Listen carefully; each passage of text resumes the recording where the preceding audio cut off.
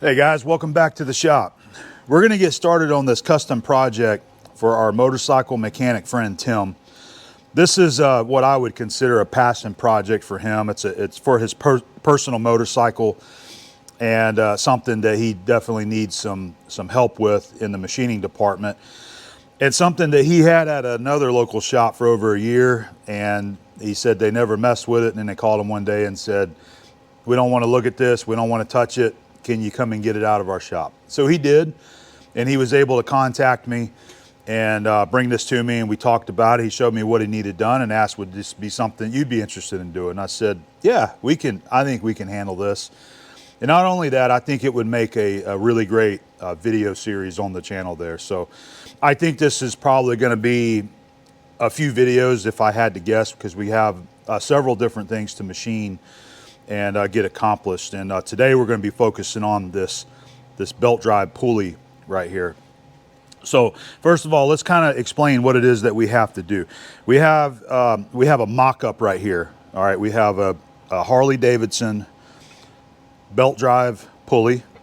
We have a drum brake system with the sprocket, and then we have a piece of material. Now this is the material that Tim had ordered and purchased, and so this is what we're going to use, and it's square because this is how they delivered it to him. So we've got to make an adapter plate out of this that's going to be bolted on to both of these pieces here. What he is doing is he is adapting the original chain drive system here to a more late model belt drive system, and he has designed his own adapter plate that needs to be machined, that all of this is going to be bolted to, minus the sprocket. Again, that's just on there for mock-up there. So that's what we're going to do. And today we're going to start on the pulley itself, because the pulley needs to have some machine work in order to move forward. And we'll unbolt this drum. Like I said, he just has this on here for sort of a mock-up, so you can, so that we can see what this is going to kind of look like once it's all finished. Here's the other side here. He's got a little bit of note written on here because there's going to be a hole pattern drilled in this flange with some bolts that go through, so we'll have to spot face this side. But anyway, this kind of gives you an idea of what he is wanting to do. He has provided some of the best notes I think anybody has ever given me in my time in the shop, and I can tell that he understands his work and what he wants. And not only that, he really understands machine work and good quality prints, or drawings, should I say. So he's got some information right here on this very first page, adapting a Harley-Davidson 70 tooth pulley part number to a Harley-Davidson brake drum with a part number there for a rear belt drive. And this is some helpful info for anybody watching this that might have some interest in what's going on and what these go to. Brake drum fits Harley-Davidson 1967 through 1972 FLH and 71, 72 FX models. All right. At the time of recording this, I can't remember exactly what bike he has. I'm sure I'll find out, and if we have that info, I'll throw it up on the screen for you. I think he's even sent me a couple of photos. I gotta dig through and find those. But so we start with the parts that we're working on here, and then we go into an information sheet. I mean, he's got all of this info on everything that's got to be accomplished for this job. That's pretty cool. Exact figures are shown in red, which you'll see on the print here. All right, so we got our information sheet right there. And then he's got sheets 1 through 4, and these are all hand drawn, hand drafted. This is the adapter plate that we're going to be machining here out of this piece of stock. And it's got all of our information that we need on the holes that's got to be machined in this adapter plate. You have through holes that are going to be drilled for this hole pattern here, the same hole pattern that's on the sprocket. All right. And then we have a hole pattern that we need to put in this pulley and in the adapter to mount them all together. In addition to the bolts, I believe there's 16 of them. We'll get through there and we'll see that. I believe there'll be 16 1/4" bolts on the outside here that's going to hold this together. On the adapter, there's also going to be 4 dowel pins in there as well. And the dowel pins he's got marked in red. So there is hand-drawn sheet number 1. Very cool. Here is his hand-drawn sheet number 2. And it shows the hole pattern where everything is located that we need to know there. This was extremely helpful. Knowing this information, I can just kind of move forward already knowing that what we have to do instead of having to measure everything myself. Now I've got to do some measuring on our diameters, but our hole locations are already figured out, you know, on the angle of approach. So that was sheet number 2. This is sheet number 3, cross section of assembled pulley, adapter, and brake drum. This is the cross section of what everything will look like once it's all assembled together. You have your pulley, you have your adapter plate, which we have not machined yet, and then you have your center drum here, which is this guy, all bolted together. So the brake drum is going to be, he's got 16 peened rivets, so it'll be riveted to the adapter plate using this existing hole pattern. And then we're going to have a new hole pattern that's going to be drilled through the pulley, as we already mentioned, with pins that will hold all that together. But really, really nice job that Tim has done on hand drafting these drawings here. And this is sheet number 4. The top section here is your pulley cross section. So this is what we're going to be focusing on today in today's video. We're going to get the pulley set up. We've got to do some facing, a little bit of boring. He wants a 1/8 radius in there. And then we'll set it up in the mill. We're going to drill our hole pattern that we need in there, and it will have to spot face the back side there as well. This is a cross section of the adapter plate that we haven't machined yet, and it's just showing the dimensions of what he already predetermined it needs to be, and the hole locations and that kind of stuff. So we got blind holes to machine in our adapter plate. So, I mean, just really beautiful work. Honestly, I just think this is fantastic. A lot of information on here. This is the kind of stuff that you just, it's not common to get this much information, especially hand-drawn from a customer. Now, keep in mind, this is a personal project, so this isn't something that he's spending all this time for a customer. This is just his own project here. All right, so that was all of his provided prints. Now, this is what I have made up in Autodesk Fusion. I went ahead, I haven't cammed it yet, but we went ahead and drawn it up. This is the adapter plate that we're going to be machining out of this stock right here. And I wanted to go ahead and get this far so that I would have a reference on my computer, and of course we printed it out so that I have a print here that I can follow. I've got our bolt circle diameters on here and all the information that we need going forward when we go to machine this. And then that's just a picture of what the adapter plate here is going to look like once we get that machine. So we have a lot of stuff to do, a lot of interesting machine work that we have to do. He's even provided all the hardware. I've got one of each in here, what we need. We've got our 1/4" bolts, we've got our dowel pins, and then the rivets that he's going to use to attach everything together. So we have everything we need. This material, we'll put it in the 4-jaw chuck, and my plan for this is to use a face grooving tool to come in here and basically trepan the adapter plate out of this. Once we get it half machined and get it cut out of there, then we'll have to set it back up in the chuck and finish the machining to get this accomplished. But for today, let's start on our pulley. I'm going to go ahead and unbolt this drum from the belt drive pulley, get it off there, and we're going to set this up in our 4-jaw chuck, get it running nice and true, and then we will get this part of the pulley machined, faced, put our radius in there, and then we'll go to the milling machine and get our hole pattern machined in there. So we'll start with this, and then we'll move on to our adapter plate.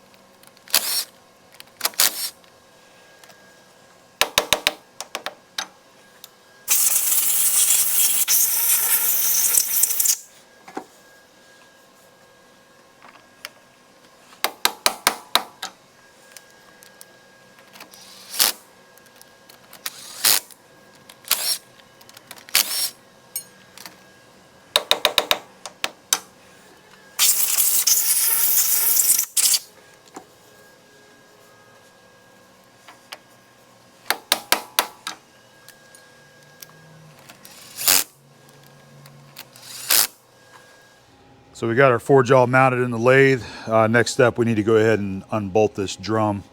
He's got it held together with some 4 screws and some nuts there.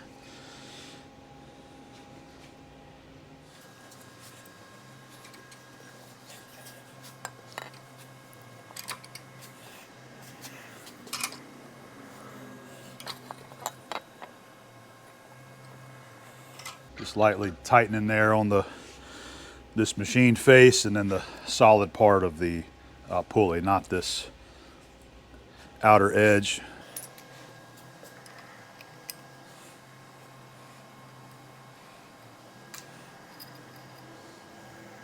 Well, he's got quite the stack up made to space this thing where it needed to be for a mock-up. Got all these little spacers in there.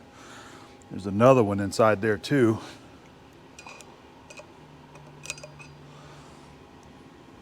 That's underneath, okay.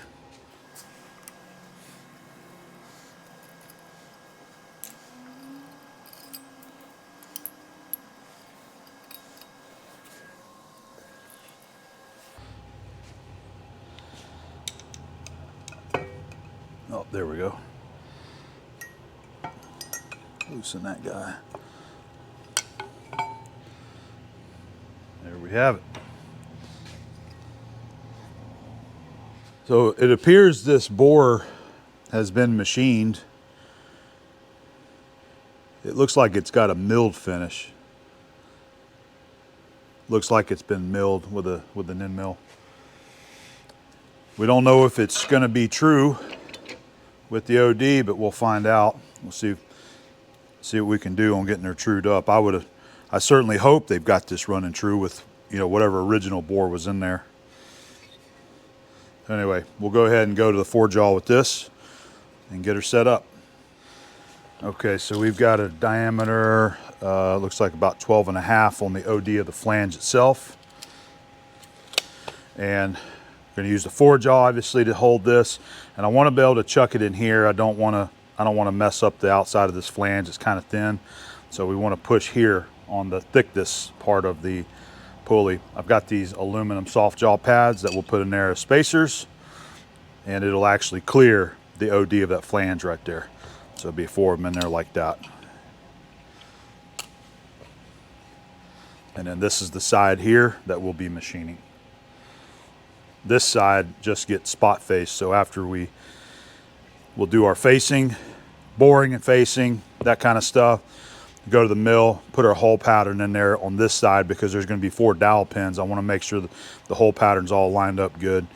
And then we'll probably just flip it over, line up each hole, do a quick spot face on it, but we'll figure that out as we get there. So we'll go ahead and get it set up in the 4-jaw now. Get this set to 12.5. Always reference these grooves in here and one of the edges of the jaw. About 10 inch now.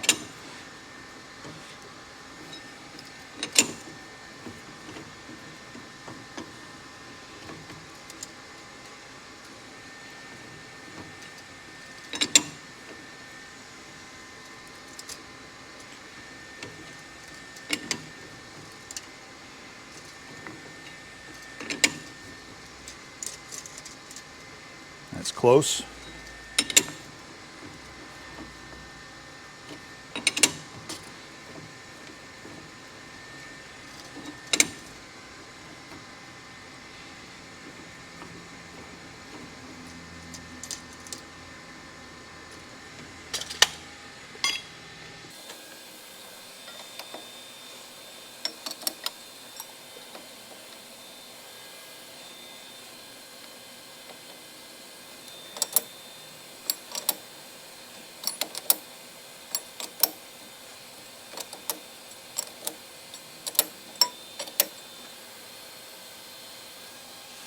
Just try to equally turn all 4 of the chuck jaws to keep it from running too far off as we were clearing the flange there. The groove that's cut inside the chuck jaw. All right, so now we want our pads.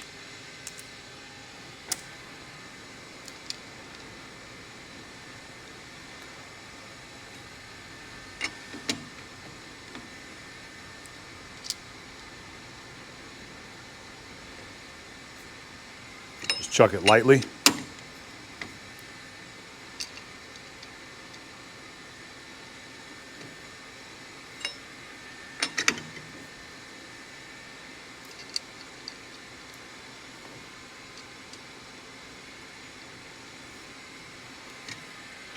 There we have it. We can go ahead and get it trued up now.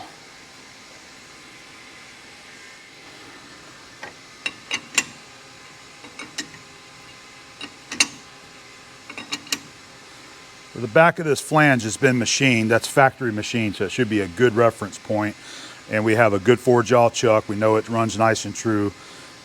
So I'm just going to just lightly tap it, not hammer it, but just tap it and make sure that it's seated against all 4 of the chuck jaws. And we'll have to come back and do this again after we indicate the center of it, because it'll probably move a little bit. So now we'll go ahead and set up an indicator, and we're gonna indicate this ID that's been machined, and then we'll just have to do some investigating work and see how true it's running with this part of the pulley there. All right, so to get this indicated, we're gonna set up our dial indicator here, and we're going to use one of my personal favorite stair attachments, number 670 ID attachment. It just goes right down here on top of your dial indicator.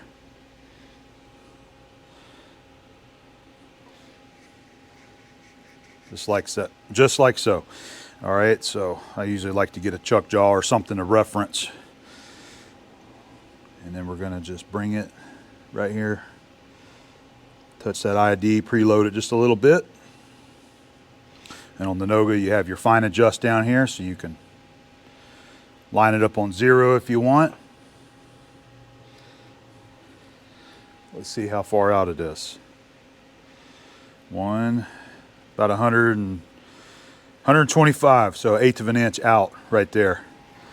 And I show this because for me, this works well for me. And I know everybody's got a different way that they like to do things.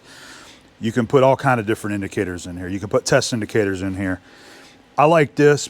I like having my dial indicator as I'm just looking down here like this. I like it in that position. It's easy to read. It's not in the way. I'm usually, with the chuck wrench, I'm usually, in this position or up top. So the indicator is not in my way. And I'm also referencing the run out here in front of me. So when I'm taking my readings, like that's technically your high, that's your low. So when I want to loosen this, I just bring it to the 12 o'clock position. So I'm not trying to get everything indicated in red on the top or even the bottom. I like it right here in front of me. All right. Okay, so there's your low and there's your high. And it's opposite of what we do on the OD. So on this one right here, since that is your low, we want to bring it this way. All right, so your high, you're going to loosen your high, and you got to do it a little at a time so it doesn't fall out. And we're going to snug the low. Loosen the high, tighten the low. And you're going to do that several times, and it's going to continue to just push it that direction. A little at a time. Just watch that indicator. Now it's starting to get to where it's on the other 2 jaws. All right, so there's your low, there's your high. Still a little in between, but it's okay to go to the other one now. So now we'll loosen this one a little, tighten that one a little. You just keep working it.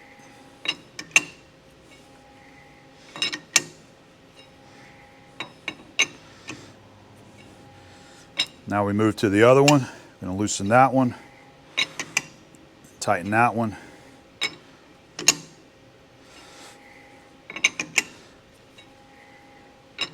And in a very short amount of time, we have it very close to center. So that's within 10 thou right there. All right, so we can get a little closer again. Now we should be within 5 thou. Yep. And then this is where you start fine tuning your jaws. And this being a part that you can, I'm sure, very easily distort this if you tighten it too much. So you need very light clamping pressure on this so you don't distort it. but enough that you know that it's not gonna, you know, sling it out of there either. A little bit of judgment you have to use on this. So right there, it's within 0.02. So we're gonna take the low, I'm gonna lightly tighten it up. Now we're within 1.5 thou. So I can go ahead and go back to that one, snug it just a little bit more. I'm just watching that needle. I don't care where it's at on the dial. I'm just looking at that needle and where it's moving. And I can see it drop just ever so slightly. We're within 0.5 thousandths right there. And we've got roughly 1 thousandths that it's moving around because we don't have an absolute true circle there. Part of that is probably deflection, and part of it may be whoever machined that, you know. But that is looking really, really nicely indicated right there. And then what I'm going to do from here, I'm going to go ahead and just move my indicator out of the way. Take our soft blow, and I want to go ahead, and I'm hitting here on the solid part of the pulley. I want to make sure that it's seated against all 4 of the jaws, because that face is what we're referencing. I don't have a good face. I can't get in here and indicate this back face because the jaws are in the way. You could come in here and take a reading and move it out and come back in, but that's a pain. So we're just using our machine face back there for the reference. Now we'll put our indicator back on here. Make sure that's in a good position. And now we can go ahead and just bring it to our 0 if we want to. That is a high right there, but I'm gonna go to the low, and I'm talking 1 thousandths of an inch too. Just gonna barely snug that, and that's helping.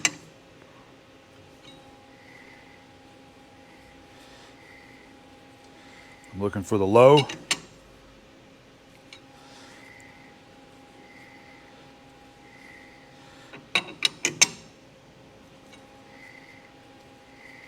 That's looking good. Trying to split the difference. Whatever movement you have, you just want to kind of equalize it. So this one's still slightly low, and I'm talking tenths.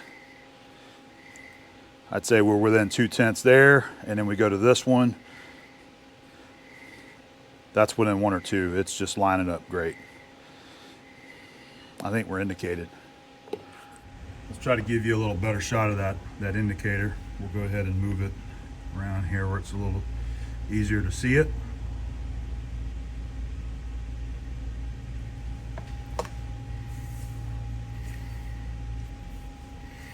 So referencing a jaw. So here's a jaw, and then 180 is a jaw.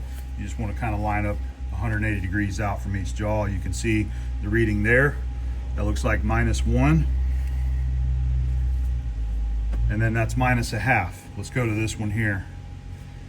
That one's -1, and that one's -1. So it looks like these 2 jaws are, I don't know, maybe about 0.5 thousandths difference right there. All right, so let's fix that.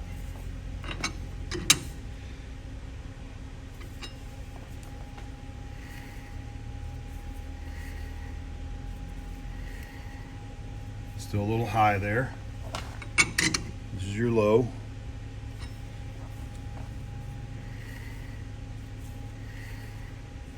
That's pretty close.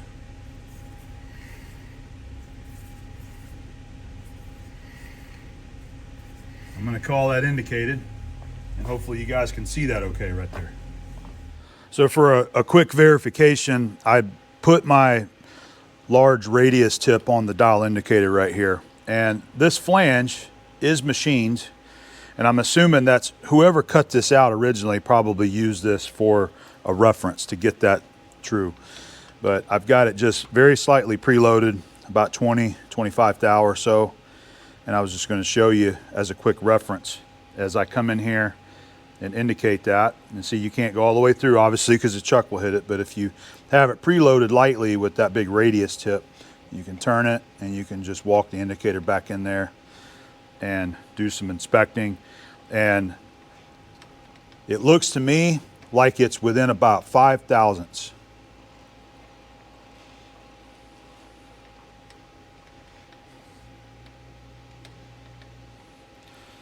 Within about 5 thousandths of being true of what we machined on that ID right there.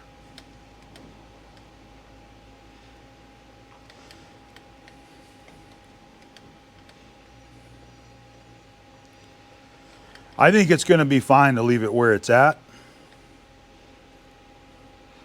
We've got it indicated, so I'm going to leave it right there. But this is just another, this is what you can use here if you're wanting to absolutely indicate on the OD of this flange that's been machined there. That's an easy way to get in there and do it, is just like that right there.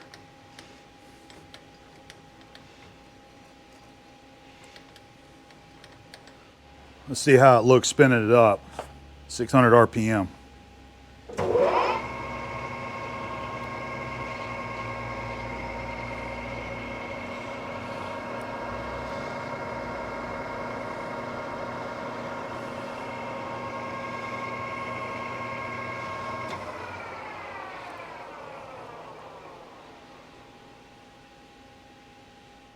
I've got a boring bar set up. We got a fresh insert on there. We're going to be going with this Walter insert. This one is rated for aluminum, a CNMG. It's got that high polish on it, designed for aluminum. So hopefully it'll do a good job on this cast aluminum. And then as far as our machine faces, what we're wanting to do, this is all casting. We're wanting to just clean this up. So this face back here, got that black paint on it. We'll just bring our tool in here and we'll just touch this off and clean that up as we need to. So if we need to bump it in 5 or 10 thou, whatever we need, we'll clean that up. And as far as our inside diameter that we're going to be going to, same thing. So this inner diameter here, we want to get it to where it just cleans it up. And that's going to be somewhere around, let me look at my print here, 10 inches, 840 thousandths. We measured that with the calipers being around 835, 10 inch 835. So we just want to clean it up, just enough to where it cleans it up. So I think we're ready to start on this, so let's get rolling on it. I'm going to go ahead and set my mag back indicator here on the ways. We'll use that as our 0 point as well. I'm just going to get this close visually and then we'll spin it up. All right, let's go ahead and engage it. I've got it at 380 RPM. I think we'll start with that and see how that works.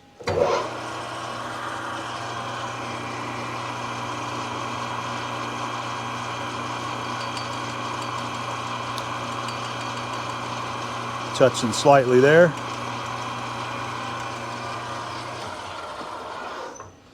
Just seeing what we're touching. Okay, it's this little notch that's cast into it there.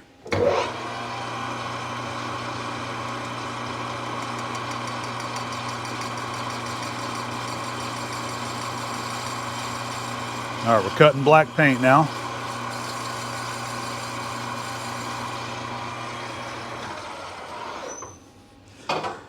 Cutting black paint, that's good. So I'm going to go ahead and just set a 0 point there, and that's where we'll start, and we can of course feed it in as we need to. So I like having this indicator down here because as I'm watching this tool, I'm kind of looking down this way and not having to take my eyes off of the tool as it's feeding in. But I'm going to reach up here on the DRO and we're going to zero out Z, just like so. Now we can come out here to our little casting areas. I'll make sure I don't hit one before I turn it on.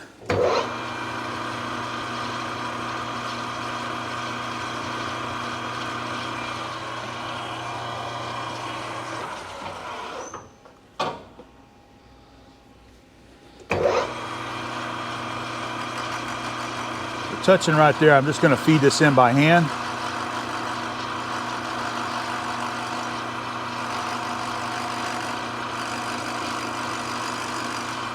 to make sure that we don't get into too heavy of a cut there. Now we're right in the corner, coming up to our 0. Right there. All right, so there's our first cleanup pass, and now all we got to do is just keep taking cuts until we get that cleaned up. So go ahead and zero out our collar on our dial. I like using that, and we'll reach up here on X, zero that, and let's just take 100 thou at a time. We're not in a hurry.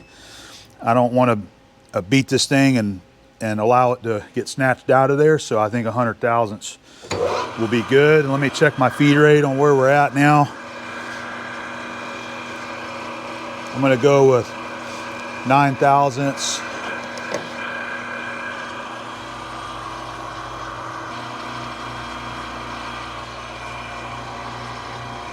Make sure you guys can see that.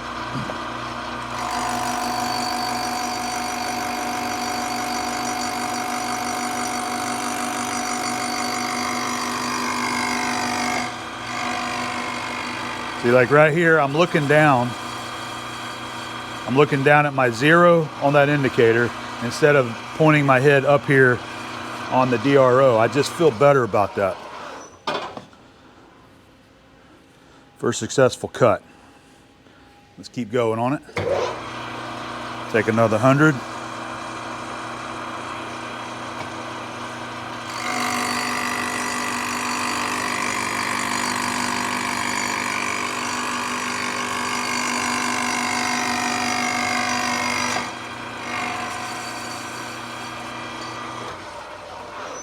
All right, that's working well, and I think our insert's doing good too.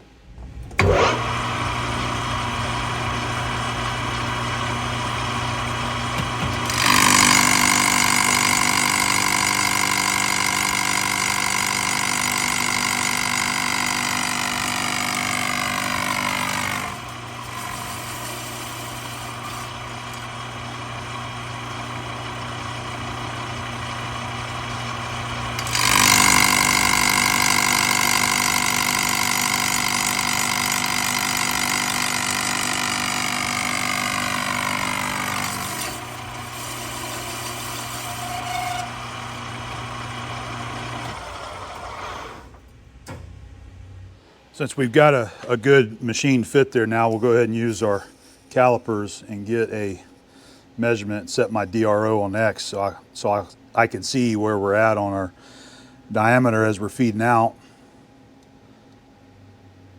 Looks like exactly right at 10 3/8 is where we are, 10 inch 375. Get another little quick reading on that. We just want something close just to know where I am. 376. So we'll go ahead and set our DRO.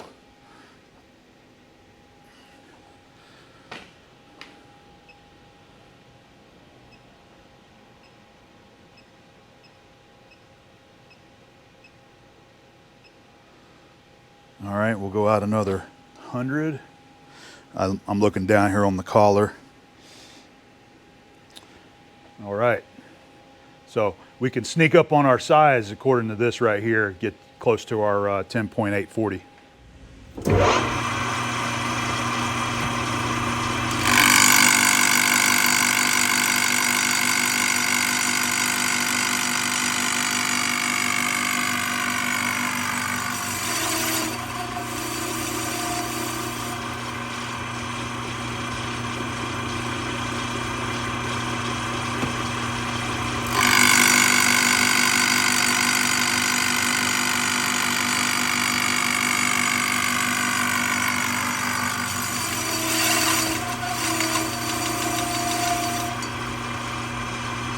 So we want to make sure we have enough material in this corner radius to machine our 1/8 radius that he wants according to the print. So now that we've got a lot of this machined out, I'm going to go ahead and reset our 0 on our Y.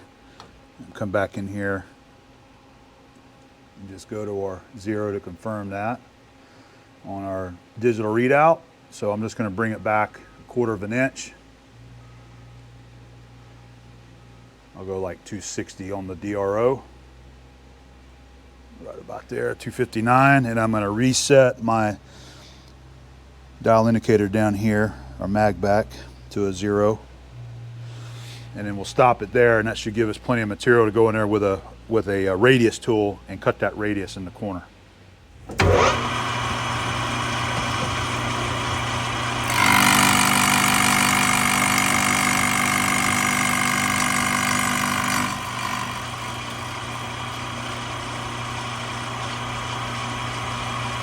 That last offset, I was obviously wrong. I set it a quarter because I was thinking double 1/8, but I should have been thinking 1/16 times 2 for 1/8. So I'm gonna run back in there with the tool and just go an extra 1/8 deep.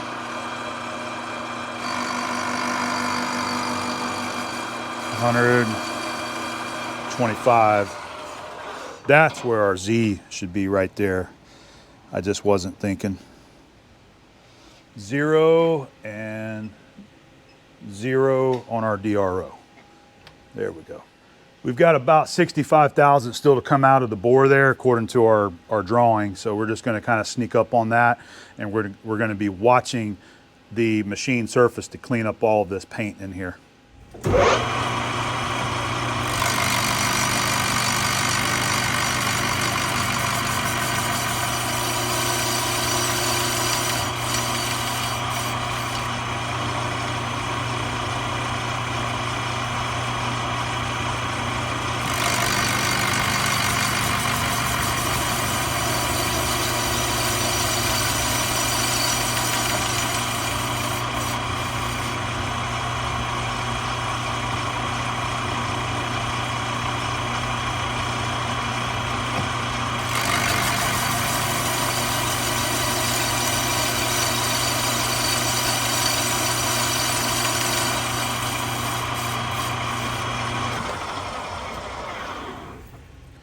I think we got her cleaned up nicely there on our diameter, and I took it out just a little bit more.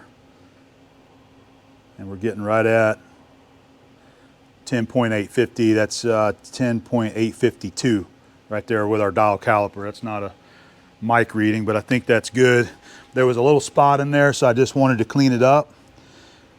And it looks like it's cleaned up all the way around now. So we'll leave that diameter where it's at. And we'll go ahead and come back in here with this tool and finish facing this out to get this cleaned up. So let's go ahead and reestablish our face.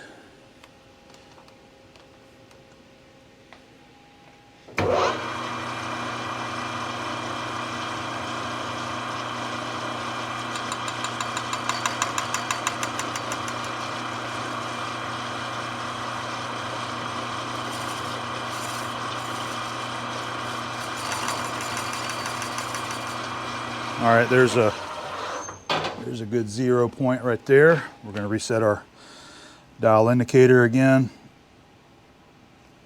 and our DRO. And we'll go ahead and get this faced.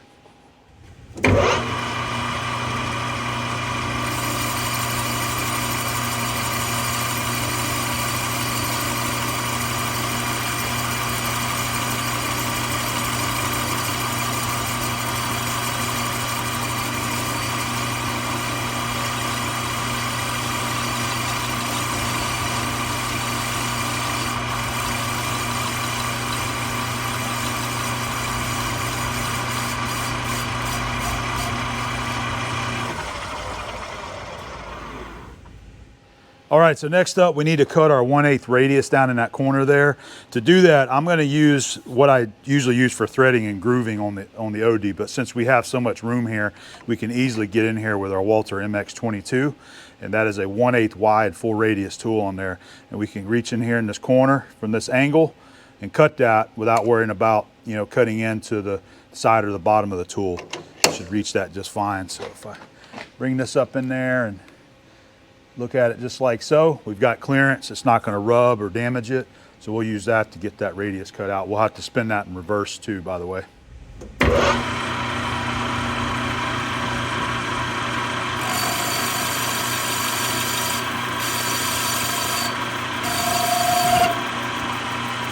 little too fast, you can hear it starting to chatter there, so we're going to slow this down.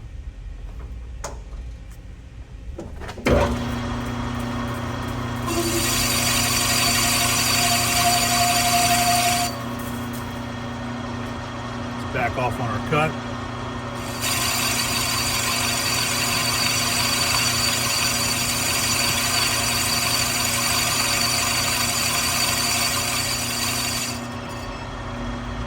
Just doing all this manually.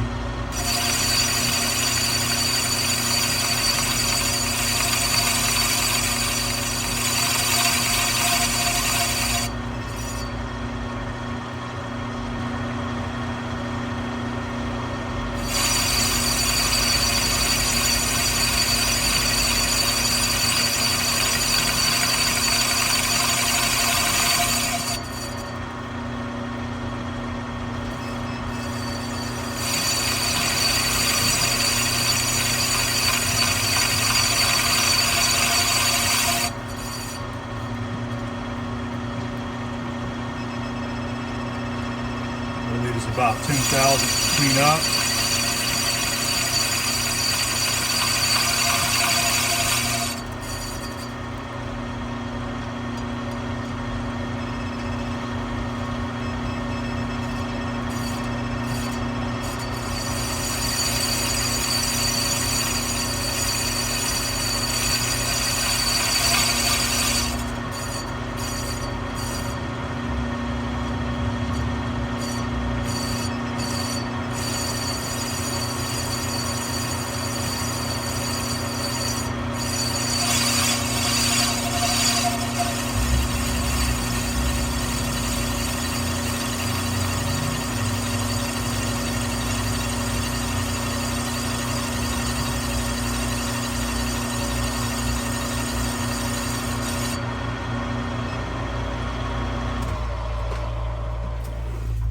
So we have that corner radius machined in there, and what I want to do now is go ahead and use the same tool and get our diameter and our face cleaned up.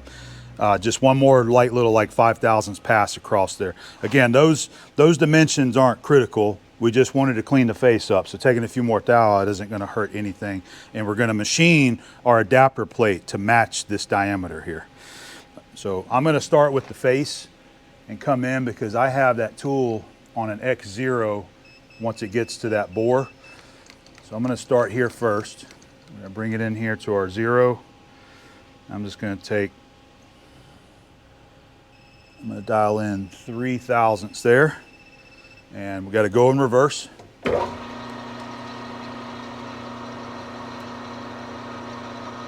Got to feed it the other direction. There we go. So just taking about 3 or 4/1000ths off the face there just to clean it up and try to make all of the machine features look even.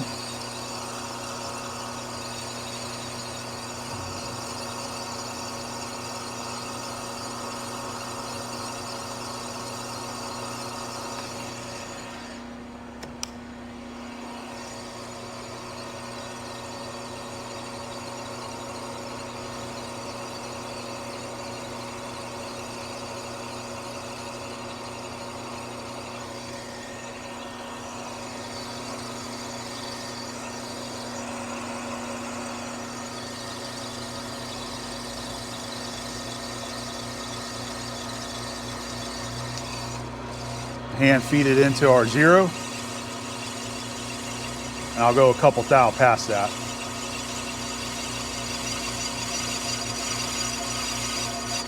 I want to get off of it so it doesn't try to chatter. And now we're going to go ahead and bring this out. Let me reset my feed, what we need here. All right, let's come in. I'm going to go in 2/1000ths. Let's see if that'll cut it right there. Yep, 2/1000ths off the diameter, and I already set me a 0 on my mag back indicator here. And this will just kind of clean everything up nicely. Hopefully all blend together well.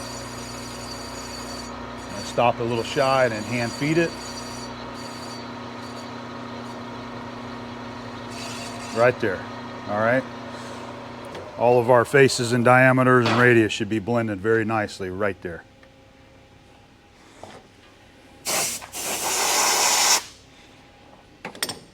I think it looks pretty good.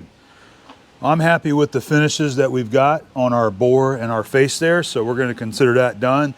I do need to break this edge off. We're not going to be able to clean that whole thing up, but we are going to break this edge and this edge here, so that's what I'm going to do next. We'll go ahead and gotta bring our tool all the way back to the other end.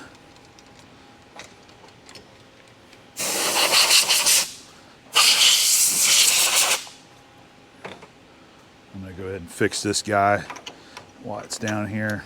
Suck it back in to where it was.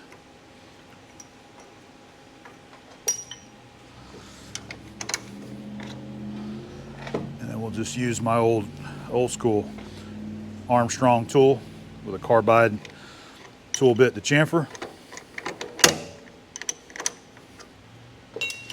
Get this lined up.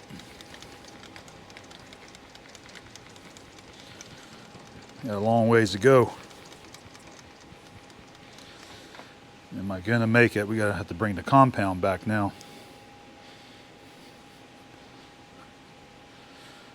Yeah, I think we're gonna make it with the compound.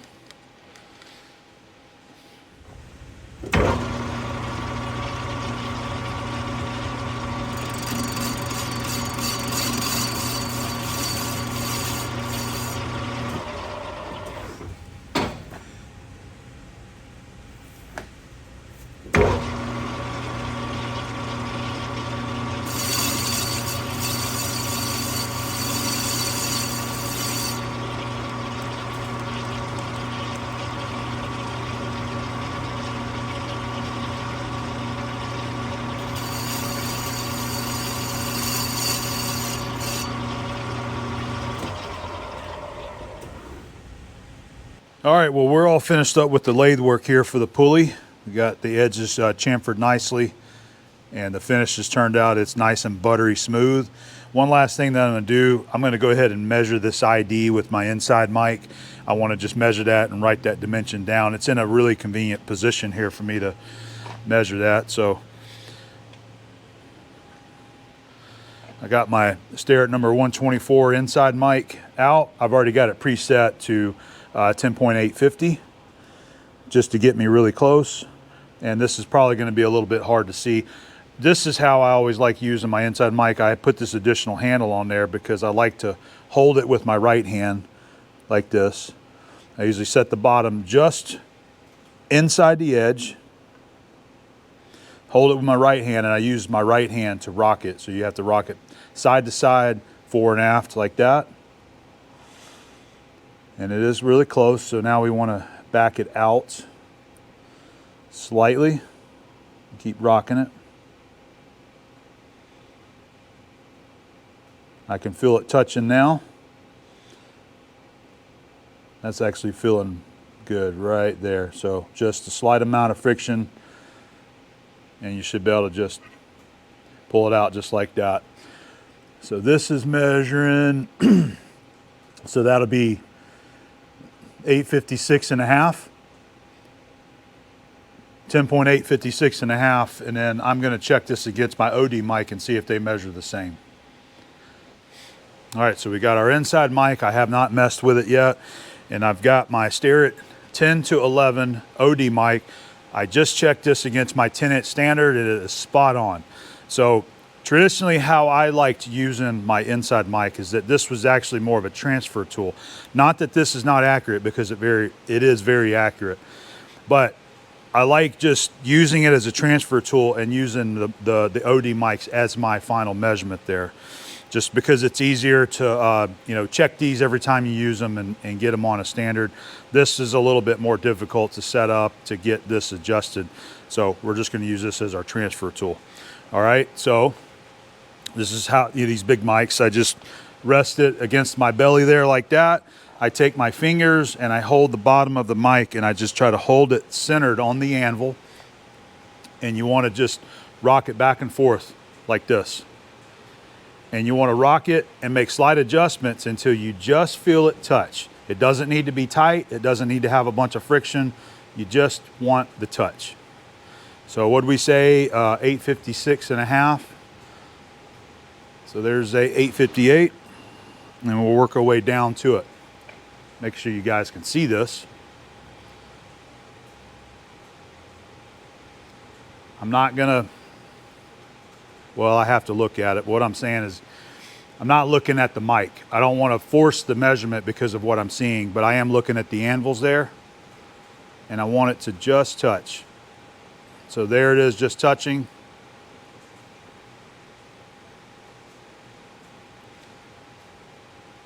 Just touching. Just like that, okay? Now let's get our reading. That's good. It's 856, but it's a few tenths over. This mic does not have the tenths reading on it, so you have to kind of guesstimate. And to me, it's looking like that I would call that 856, 8 tenths is what I would say. And then on our inside mic, again, I don't have tenths readings on here, but that's definitely halfway between the 6 and the 7. So according to these measurements right here, they're 3 tenths difference. I'm gonna go off of the micrometer like I always do.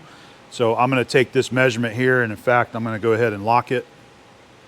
And I'm gonna go ahead and jot this measurement down on my paper so that I have that so that we can reference it whenever I'm machining the adapter plate.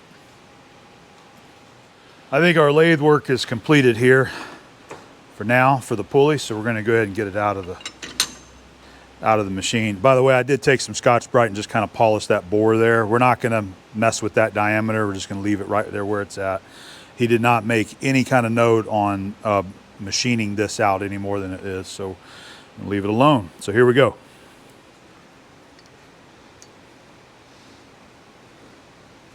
Just do one at a time.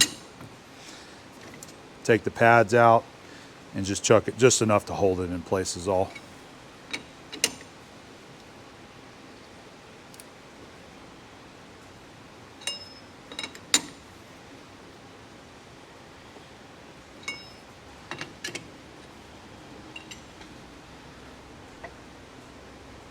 There we have it. I think it turned out nice. So from here, we're gonna head over to the mill and get our holes machined in it next.